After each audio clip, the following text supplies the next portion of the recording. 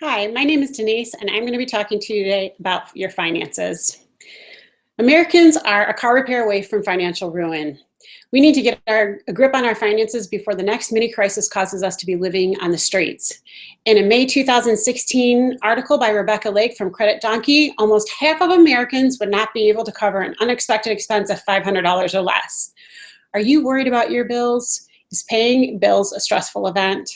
Do you fight with your spouse over spending or paying the bills? If this is your current way of living, you don't have to live this way. There is a better way.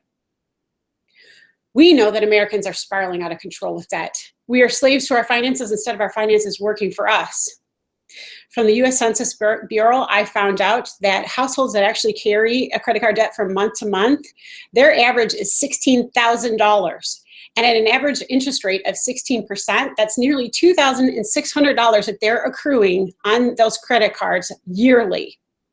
Americans don't have enough savings, for not even a mild setback, without it being devastating.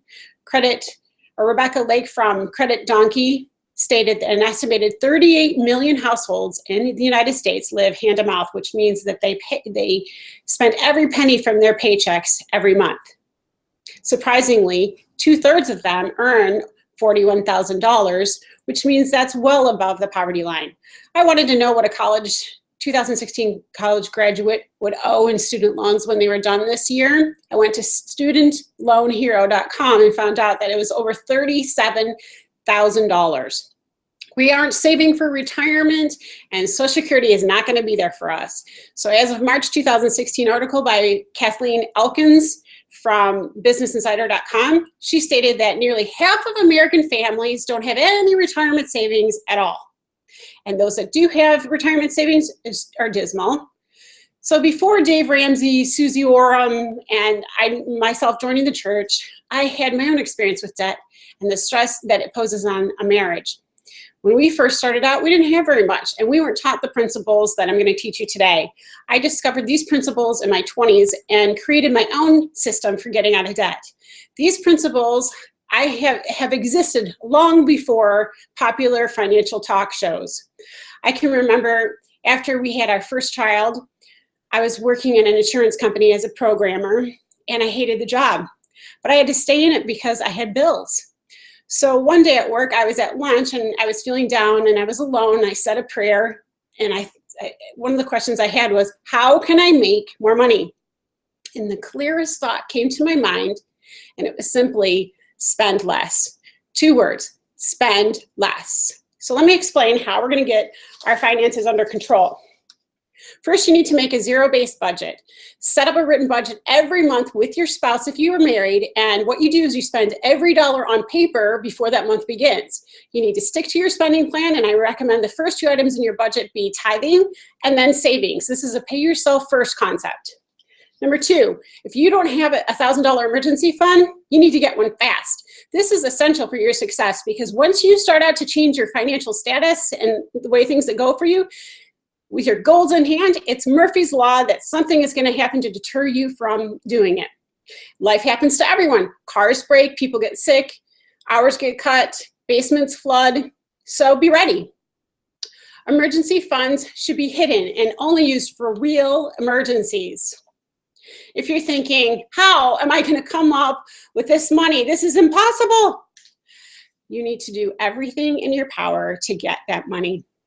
That means sell something that you have that you don't use anymore, get an extra part-time job, or do an odd job.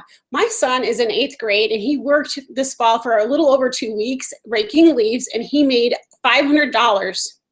Get out there and make it happen. Third, we need to make a debt snowball plan. If you are in credit card debt, either cut up those cards or lock them away. First, what you need to do is identify all of the payments that you have. Car payments, student loans, credit cards, medical debt, friends to parents or family, all that you have, and then list them. I want you to list them from smallest debt all the way to the greatest, according to how much you owe. And then you need to pay minimum payment on all of your bills, keeping them current except for the smallest one. I want you to scrape together every bit of money, extra bit of money that you can in your budget to pay off that first smallest debt. And once you've paid that off, then pay off the next smallest debt. And then keep going, keep applying the freed up money to the next greater debt. This causes a snowball, and pretty soon you'll have a large sum of money to pay down the big amounts. If you can't get your snowball to roll because there just isn't enough money in the budget, once again, you're going to have to get creative. You're going to have a garage sale, sell something that you don't use anymore. You're going to have to get a part-time job or do an odd job. If you're thinking, this is going to take forever, I can't do it, I'm here to say you can. You will be surprised what you can get done in a year. It'll blow your mind. I personally have been in debt for over $10,000 twice in my lifetime. And as embarrassing as that is, I know that this system works. Number 4, I want you to set a goal for your retirement savings. Once you have paid off your debt, you need to start saving for retirement right away. The more time that you have your money invested in a retirement saving investment, that's the less money that you're going to have to put in there. You can't borrow for retirement. I started investing when I was in my 20s, and it was one of the best money management ideas or things that I've ever done. I recommend putting 10% into a 401k, and if your employer has a 401k, especially if they match contributions, that's like free money. The current way of life with the stress of not knowing how you're going to meet the demands of your payments and your bills is not how you want to live. You can live debt-free. You can live stress-free. You can have financial security and painlessly save for retirement. You can have peace knowing that you have an emergency fund and to rely on, and you can purchase the things that you need. So today, I want you to stop using those credit cards, cut them up if necessary. Create a budget with your spouse and make a plan as to how you're going to get a $1,000 emergency fund if you don't have one, and do it quickly today. Create a debt snowball plan and put it on the refrigerator. This keeps it in your mind, and you can see your success as you highlight what you've accomplished. You can do this. Get started today.